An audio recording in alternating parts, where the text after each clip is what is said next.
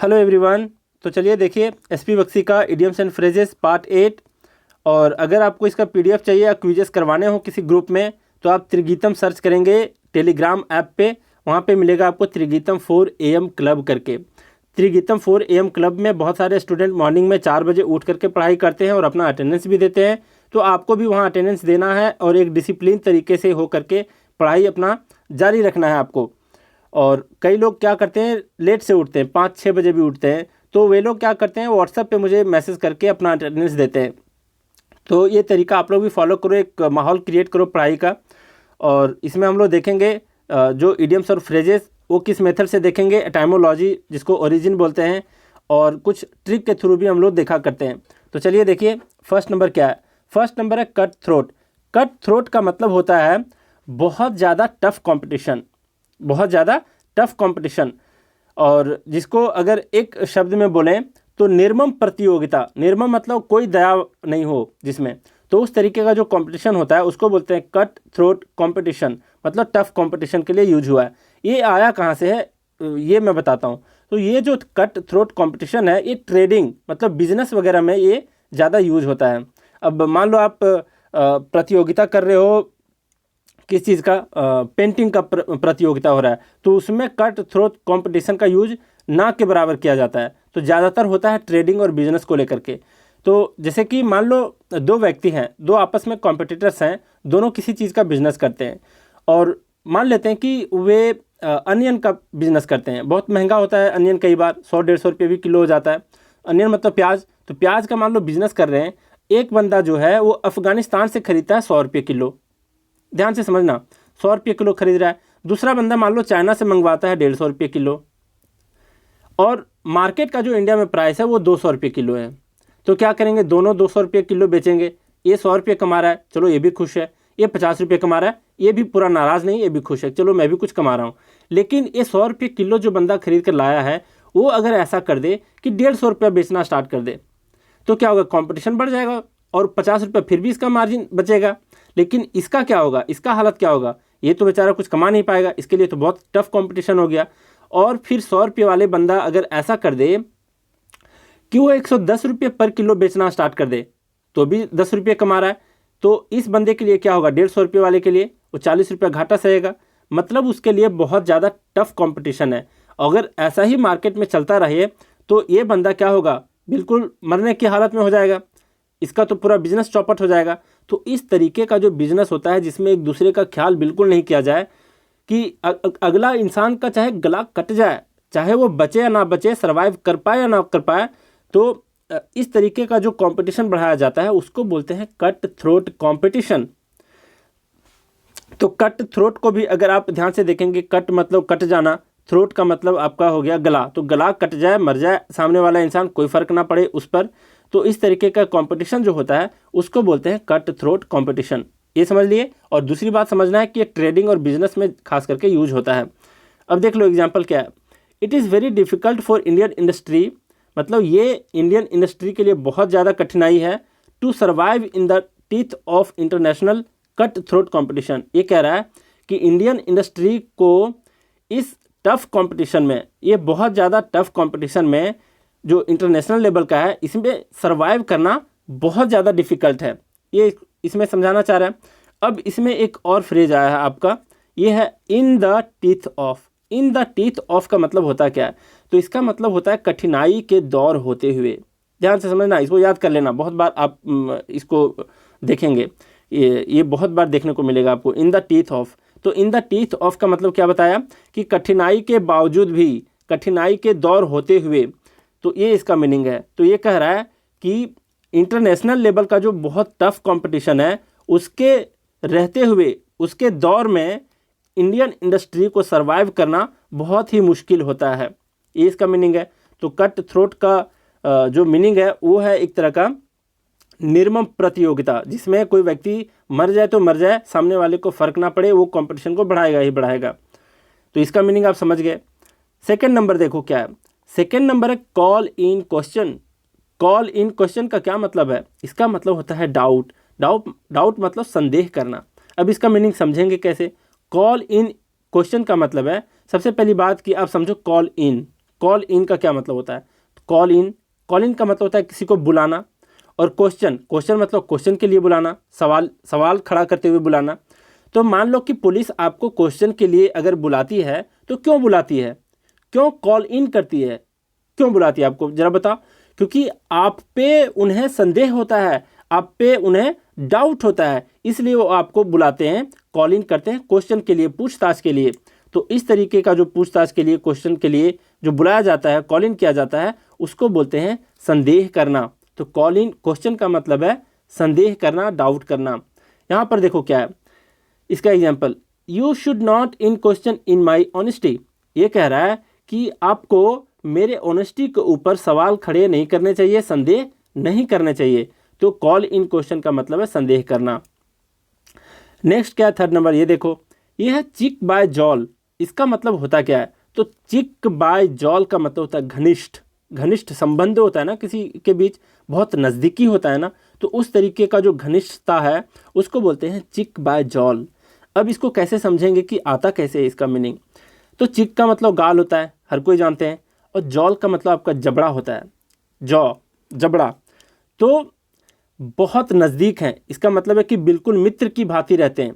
अगर आप गाल और जबड़े को देखेंगे तो बिल्कुल दोनों एक दूसरे से जुदा कभी नहीं रहते। गाल और जो आपका जबड़ा है वो बिल्कुल नज़दीक रहता है, मतलब बिल्कुल मित्र की भांति रहते हैं, दोनों साथ साथ रहते हैं। इसलिए चिक बाय जॉल का मतलब है नज़दीकी या फिर घनिष्ठता। बात समझ गए? तो चिक बाय जॉल को आप हमेशा ख्याल रखना, दोनों एक साथ चलते हैं। जैसे आप कुछ खाना भी खा रहे होते हैं तो चिक और जॉल दोनों एक साथ चलते हैं, बहुत ज़्यादा घनिष्ठ हैं, बहुत ज़्यादा नज़दीकी हैं, इन दोनों के बीच बहुत गहरा रिश्ता है। तो इस तरीके का जो घनिष्ठ होता है, नज़दीकी होता है, उसको बोलते हैं चिक बाय जॉल। अब ज़रा देखो इसका एग्जाम्पल क्या दिया है, इन मेट्रोपॉलिटन सिटीज़। मेट्रोपॉलिटन का क्या मतलब होता है? तो मेट्रोपॉलिटन का मतलब होता है जो बड़े बड़े शहर होते हैं, जैसे जितनी भी राजधानियां हैं इंडिया में, जितने भी स्टेट हैं उसके राजधानियां को बोलेंगे मेट्रोपॉलिटन सिटीज़। तो कह रहा है कि उन सिटीज़ में इट इज़ कॉमन, ये बहुत कॉमन है, ये नॉर्मल चीज़ है, that affluence and poverty exist चिक बाय जॉल। मतलब इन सारे शहर में अमीरी, अफ्लुएंस मतलब अमीरी, और पॉवर्टी मतलब गरीबी, दोनों बहुत ही नज़दीक हैं, घनिष्ठ हैं, मतलब दोनों एक साथ पाए जाते हैं। तो इसका मीनिंग आप समझ गए, चिक बाय जॉल का मतलब नज़दीकी या फिर घनिष्ठता, एक साथ जिसको बोल सकते हैं। फिर है फोर्थ नंबर क्या है, come to a pass. Come to a पास का अर्थ होता क्या है? तो इसका मतलब होता है अ डिफ़िकल्ट सिचुएशन। ये क्या है भाई? तो इसका हिंदी में अगर मीनिंग समझें तो इसका मतलब होता है किसी घटना का होना। कम टू अ पास का मतलब किसी घटना का होना, और दूसरा इसका मीनिंग है मुसीबत की घड़ी आना। दोनों समझ लो, दोनों एक ही सेंस में देता है। कम टू अ पास का मतलब किसी घटना का होना या फिर मुसीबत की घड़ी का आना। अब समझेंगे कि आया कैसे है। तो अब देखो, पास का मतलब जो है, यहाँ पर वर्ड पे फोकस करना आप। ये जो पास है, पास का मतलब सिर्फ एग्ज़ाम में उत्तीर्ण होना ही नहीं है, बल्कि इसका एक और भी मीनिंग है, और उसका मीनिंग है पास का नाजुक हालत होना। नाजुक हालात को भी बोलते हैं पास। इस चीज़ को आप देख लेना किसी भी डिक्शनरी को पलट करके हिंदी में। पास का मतलब होता है नाजुक हालत होना। इसलिए कम टू अ पास का क्या मतलब है? मतलब नाजुक हालत की ओर आना। समझ रहे हो बात को? मतलब ये है कि मुसीबत की घड़ी का आना, ये कहलाता है कम टू अ पास। तो पास का मीनिंग जो है वो होता है आपका नाजुक हालत में होना, और इस तरीके से इस इडियम में ही इसका मीनिंग छुपा हुआ था। कम टू अ पास मतलब नाजुक हालत की ओर आना, मतलब मुसीबत की घड़ी का आना या फिर किसी घटना का घटना। अब जरा देखो इसका हिंदी क्या, इसका एग्जाम्पल क्या दिया है, the thing have come such A pretty pass that he is financially ruined. मतलब क्या कह रहा है कि हालात इतनी नाजुक हो चुकी हैं, हालात इतनी नाजुक हो चुकी हैं कि सच दैट मतलब इतना कि ही इज़ फाइनेंशियली रूइंड, कि वह व्यक्ति आर्थिक रूप से बर्बाद हो गया है। ये इसका मतलब है। तो इसका मतलब आप हमेशा याद रखना कि कम टू अ पास का मतलब होता है नाजुक हालत होना, मुसीबत की घड़ी आना, और फिर किसी घटना का होना। अब देखो फिफ्थ नंबर देख लो क्या है। फिफ्थ नंबर कह रहा है आपका क्लोज शेव। क्लोज शेव का क्या मतलब है? शेविंग जो आप लोग दाढ़ी बनाते हैं। क्लोज का मतलब क्या? बहुत नज़दीक से। अब इसका मतलब क्या है? इसका मतलब अ नैरो एस्केप। इसका मतलब हिंदी में बोलें तो होता है बाल बाल बचना। मतलब किसी दुर्घटना, किसी डिसास्टर, किसी कैलामिटी से होते होते बचना। और इसका लिटरल मीनिंग है, क्लोज शेव को अगर आप ध्यान से देखोगे तो इसका शाब्दिक अर्थ जो है, लिटरल मीनिंग, वो क्या कह रहा है कि अगर नाई आपके दाढ़ी को शेव कर रहा होता है तो आपके स्किन को कितने क्लोज से एक तेज धार ब्लेड से छू कर निकल जाता है, फिर भी आपको कुछ नहीं होता। फिर भी ऐसा कई बार होता है कि लोग कट जाते हैं, लेकिन ज़्यादातर ऐसा होता है कि कुछ नहीं होता आपको। तो आप ध्यान से समझना इस नाई वाली बात को लेकर के कि एक तेज धार ब्लेड से आपके स्किन को छू करके चला जाता है, बिल्कुल क्लोज होकर, बिल्कुल नज़दीक होकर शेव कर जाता है, लेकिन आप पर किसी तरह का कैलामिटी, कोई डिसास्टर, कोई दुर्घटना नहीं घटती। तो इसका मतलब क्या है कि आप एक तरह से बाल बाल बच गए, मतलब आप किसी दुर्घटना होते होते बच गए। तो इसका मीनिंग आप हमेशा याद रखना, क्लोज शेव का मतलब है बाल बाल बचना। अब जरा देखो ये क्या है, as he was driving recklessly in a crowded street he had a close shave. मतलब जो ही वो बहुत ज़्यादा रेकलेसली ड्राइविंग कर रहा था। रेकलेसली का क्या अर्थ है यहाँ पर? मतलब अंधाधुंध चला रहा था, बिना देखे ज़बरदस्त गाड़ी चला रहा था। वो कहाँ? इन ए क्राउडेड स्ट्रीट, एक बहुत भीड़ भाड़ वाले स्ट्रीट में, गलियों में चला रहा था। ही हैड ए क्लोज शेव, मतलब वो बच गया, बाल बाल बच गया, मतलब एक्सीडेंट होने से बच गया। तो क्लोज शेव का मतलब होता है बाल बाल बचना। इस चीज़ को आप ख्याल रखना। नेक्स्ट क्या है? 6th नंबर क्या है? ये देखो 6th नंबर है cut and dried. Cut and dried का मीनिंग आप लोग ध्यान से समझना, ये बहुत ही इसका ओरिजिन बहुत ही इंटरेस्टिंग है। देखो इसका क्या है, रेडीमेड फॉर्म। इसका हिंदी मतलब पहले समझ लो। कट एंड ड्राइड का जो हिंदी मीनिंग है वो होता है बना बनाया या फिर तैयार हुआ चीज़। तो कट एंड ड्राइड का मतलब है बना बनाया। तो कई बार है कि अमेरिका में बहुत सालों की पहले की बात मैं कर रहा हूँ, ज़माने की बात, क्या हुआ करता था कि अमेरिका के कुछ स्पेसिफिक प्लेसेस होते थे, वहाँ पर बहुत पहले कभी भूकंप तो कभी सुनामी आया करता था। तो ऐसे में लोग पहले से ही लकड़ियाँ काट कर और सुखा कर रखते थे। ध्यान से सुनना, कट करना मतलब लकड़ियाँ काट कर रखते थे, और ड्राइड मतलब सुखा कर रखते थे, ताकि घर टूटने पर, भूकंप या सुनामी जब आया करता था बार बार, तो घर टूटा करता था। तो घर टूटने पर तुरंत लकड़ी का घर बनाया जा सके। और लकड़ी का घर बनाने का जो रिवाज है वो अभी भी अमेरिका में है। इस चीज़ को आप लोग जानते होंगे, अगर अमेरिका का कोई वीडियो देखे होंगे तो आप लोग को पता चला होगा। तो वहीं से इसका ओरिजिन है कि कट एंड ड्राइड का मतलब है बना बनाया, तो पहले से ही रेडीमेड तैयार रखना। अब जरा देखो इसका एग्जाम्पल क्या दिया है, there is no cut and dried formula for success in life. मतलब लाइफ में सक्सेस करने का कोई बना बनाया फार्मूला नहीं है, कोई शॉर्टकट, जो बोलते हैं ना शॉर्टकट फार्मूला नहीं है, उसी तरीके से कोई बना बनाया फार्मूला नहीं है सक्सेस होने के लिए लाइफ में। इसके लिए क्या करना होता है, लाइफ में आपको बहुत सारे स्ट्रगल करने होते हैं। लाइफ में सक्सेस होना और एक करियर में सक्सेस होना बहुत बड़ी बात है। करियर में क्या सुशांत सिंह राजपूत नहीं थे सक्सेसफुल? बिल्कुल सक्सेसफुल थे। ऐसा नहीं कि मूवी उनके पास नहीं थी और मूवीज़ नहीं मिलते थे उनको। मूवीज़ का भी उनका लिस्ट बना हुआ था उनके डायरी में कि कौन कौन से आगे मूवीज़ करने हैं, और कर भी रहे थे। ऐसा नहीं कि वो बैठे थे। तो करियर में तो सक्सेस थे, लेकिन अपने लाइफ में सक्सेस नहीं हो पाए, चाहे कारण जो भी रहा हो। तो सक्सेस इन लाइफ का मतलब है कि आप जो भी करें लाइफ में, आप खुश रहें, अपने घर में खुशी का माहौल बनाएं, तभी आप सक्सेस कर पाएंगे अपने लाइफ में। तो कट एंड ड्राइड का क्या अर्थ है आपका यहाँ पर? बना बनाया और फिर तैयार। तो इसका मीनिंग आप समझ गए, कहाँ से आया वो भी समझ गए। अब 7th नंबर देख लो क्या कह रहा है आपसे। 7th नंबर है क्लींच द इशू। क्लींच द इशू का क्या मतलब है, पहले एक एक करके देखेंगे। क्लींच का मतलब होता क्या है? तो क्लींच एक वर्ड है जिसका मतलब है तय करना और फिर डिसाइड करना, डिसाइड करना और फिर तय करना। अब जरा देख लो, इसको बोल सकते हैं सुलझाना, कोई मामला को सुलझाना भी कहलाता है आपका क्लींच, और फिर तय करना जिसका मीनिंग यहाँ लिखा हुआ है डिसाइड।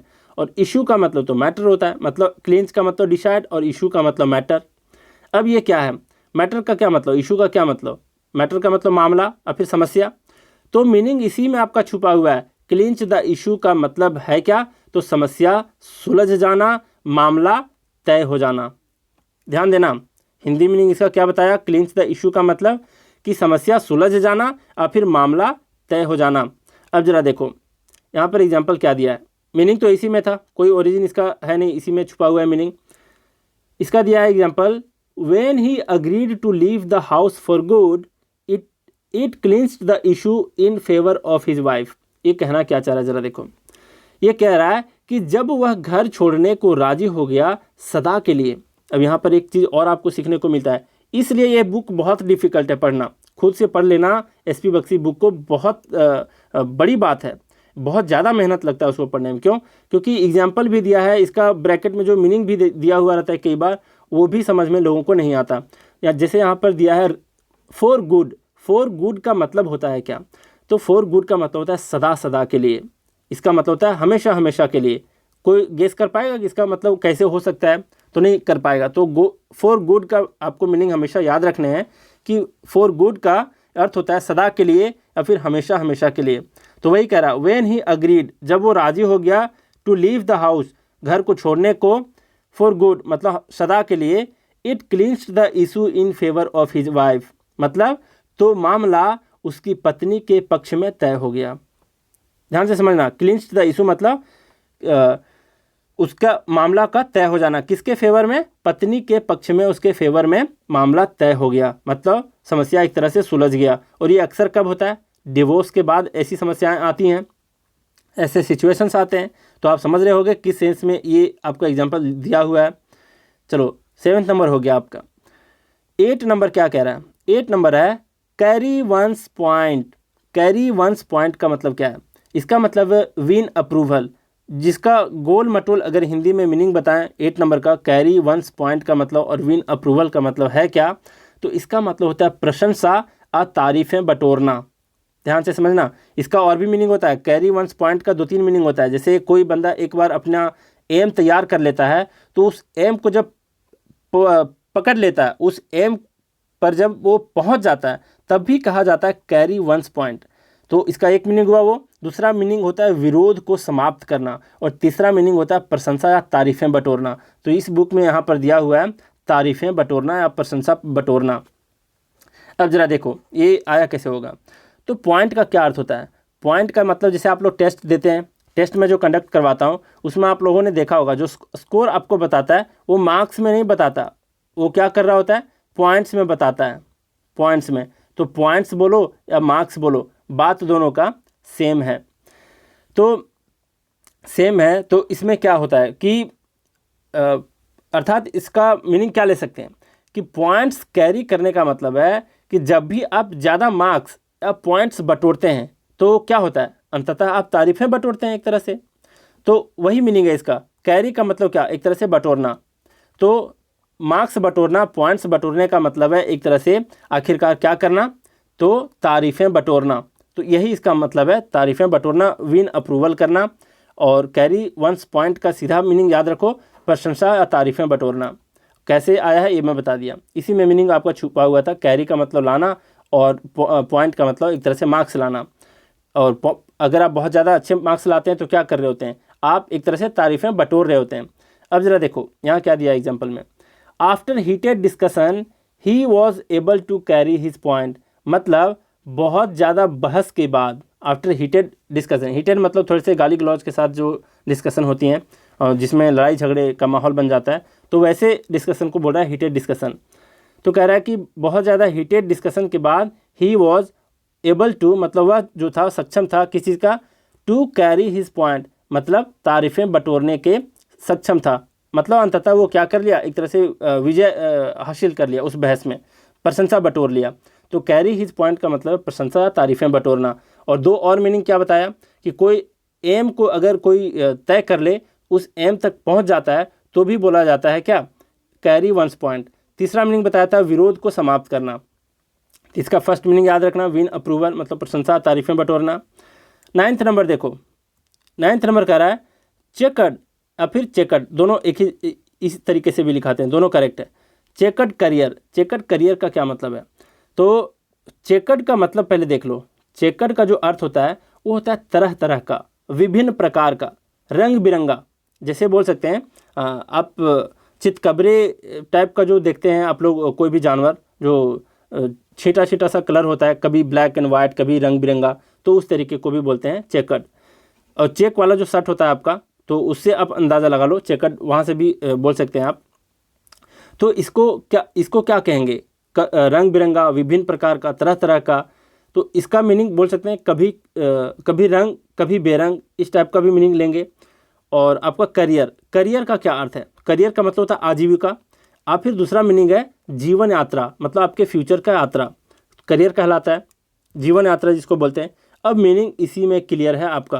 कैसा है कि चेकर्ड मतलब विभिन्न तरह का, करियर मतलब जीवन यात्रा। तो जीवन यात्रा में विभिन्न तरह का जो घटनाएं घटती हैं आपके साथ, वो क्या होती हैं? कभी अप्स होती हैं, कभी डाउन्स होते हैं। अप्स एंड डाउन्स का क्या मतलब होता है? तो अप्स एंड डाउन्स का मतलब होता है उतार चढ़ाव, मतलब कभी तरक्की तो कभी फेल्योर, कभी खुशी तो कभी गम। तो चेकर्ड करियर का मतलब होता है कभी खुशी तो कभी गम, और बोल सकते हैं उतार चढ़ाव। ये सारे मीनिंग है इसके। अब जरा देखो इसका क्या दिया है एग्जाम्पल है politicians have generally chequered career all along. मतलब क्या है कि वो अपने लाइफ में, पॉलिटिशियंस के लाइफ में इन जनरल होता क्या है, उनके चेकर्ड करियर होते हैं, मतलब अप्स एंड डाउन्स होते रहते हैं, कभी जीतते हैं कभी हारते हैं, कभी तरक्की होती है कभी फेलियर होते हैं। तो इस तरीके के लाइफ को बोलते हैं chequered career, full of ups and downs, उतार चढ़ाव से भरा जिंदगी, और फिर कभी खुशी कभी गम, ऐसा भी इसको समझ सकते हैं। अब आते हैं हम लोग 10th नंबर पॉइंट पे। 10th नंबर क्या कह रहा है आपका? यह है cut both ends. Cut both ends का मतलब क्या है? इसका मतलब होता है argue in favour of both sides, मतलब दोनों पक्षों से बहस करना, दोनों पक्षों से तर्क देना कहलाता क्या है? Cut both ends. अब जरा देखो, कट का मतलब सिर्फ काटना नहीं होता है, इसका मतलब होता है सुलझाना। कट का मतलब सुलझाना भी होता है। और बोथ एंड्स यहाँ किस चीज़ का सेंस रिफ्लेक्ट कर रहा है? तो बोथ एंड्स का सेंस है कि दोनों तरफ से, अर्थात दोनों पक्षों के तरफ से क्या करना? सुलझाना, कट करना, सुलझाने की कोशिश करना। तो जो व्यक्ति दोनों तरह से, दोनों पक्षों की तरफ से अपना तर्क देता है, उसको बोलते हैं कट बोथ एंड्स। मतलब क्या है कि दोनों पक्षों से तर्क देना, दोनों पक्षों से बहस करना। अब एग्जाम्पल देखते हैं, एग्जाम्पल क्या कर रहा है। अब इसका मीनिंग याद रखना, कट का मतलब सुलझाना, बोथ एंड्स का मतलब दोनों तरफ से। यहाँ है he is ambiguous because he always cuts both ends. मतलब क्या है? एम्बिगुअस का मतलब समझ लो, ये क्या है? एम्बिगुअस का मतलब होता है अस्पष्ट, द्विधा से भरा होना, द्विधापूर्ण जिसको बोलते हैं, मतलब बिल्कुल स्पष्ट ना हो कि मामला है क्या, इधर की मामला है या उधर की मामला है। तो इस तरीके को बोलते हैं एम्बिगुअस, जो चीज़ स्पष्ट ना हो। ये कह रहा है ही इज़ एम्बिगुअस, मतलब वो व्यक्ति काफ़ी द्विधापूर्ण है, अस्पष्ट है, क्योंकि ही ऑलवेज कट्स बोथ हैंड्स, क्योंकि वो दोनों पक्षों से क्या कर रहा है? तर्क दे रहा है, बहस कर रहा है। अब जो व्यक्ति कभी हाँ बोले कभी ना बोले, एक तरफ से कभी हाँ बोल दे दूसरे तरफ से ना बोल दे, तो ऐसे व्यक्ति जाहिर सी बात है स्पष्ट नहीं होगा अपने विचारों को लेकर के, बिल्कुल द्विधापूर्ण होगा। तो उसी के बारे में ये सेंटेंस आपका कह रहा है कि वो दोनों तरफ से तर्क दे रहा है, इसलिए वो एम्बिगुअस है, अस्पष्ट है, द्विधापूर्ण है। तो आप लोग 10 का 10 आप लोग इडियम्स बहुत अच्छे से सीख गए होंगे। आप लोग एक दो बार रिवाइज करोगे, ये ऐसे ही याद हो जाएंगे, आपके दिमाग में बैठ सा जाएगा। तो उम्मीद करता हूँ कि आप लोग इसको एक लाइक ज़रूर देंगे। हम लोग आज देख लिए बहुत सारी चीज़ को। तो चलिए आज का क्लास यहीं रैप अप करते हैं। Thank you very much.